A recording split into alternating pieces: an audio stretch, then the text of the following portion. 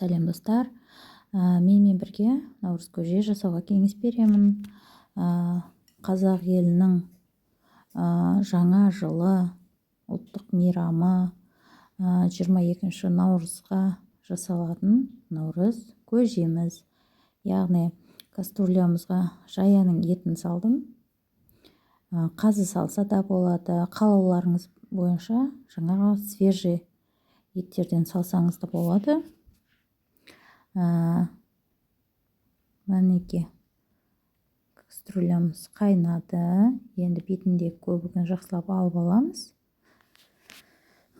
Менде үстіне алдын ала жібітілген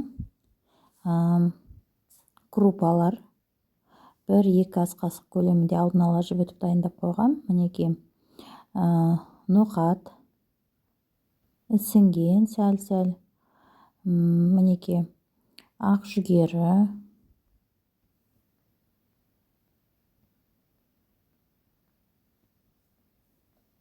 және сары жүгерімізді саламыз. Яғни бұлар ұзағырақ қайнайтын болғандықтан етпен бірдей сала береміз. Яғни мен көжені 2,5-3 сағат көлемінде пісіріп аламын. Аса езілмейді, дәмі керемет болып шығады. Яғни пиязымызды, сәбіз, картопты бәрін мен бірге саламын. Яғни ұзағырақ қайнағанда бұл аса езіле қоймайды, бірақ дәмі керемет болып шығады. Және үстіне лавр жапырағын саламыз 2 дана. Мен үстіне 2 ас қасық салат салып жіберіп жатырмын. Банкадағы салат. Сәл қызарту үшін. Мінеки қайнап жатыр.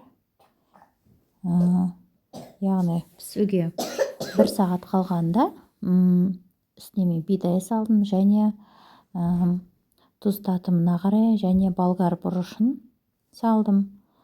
Тұз татымына қарай саламыз, қалауларыңыз бойынша. Және пісуге жарты сағат 20 минут қалған кезінде күрішті салдым. Мінеки керемет болып шыққан. Жасап көруге кеңес беремін. Каналыма тіркеліп қойыңыздар. Тағы да рецепттермен бөлісетін боламын.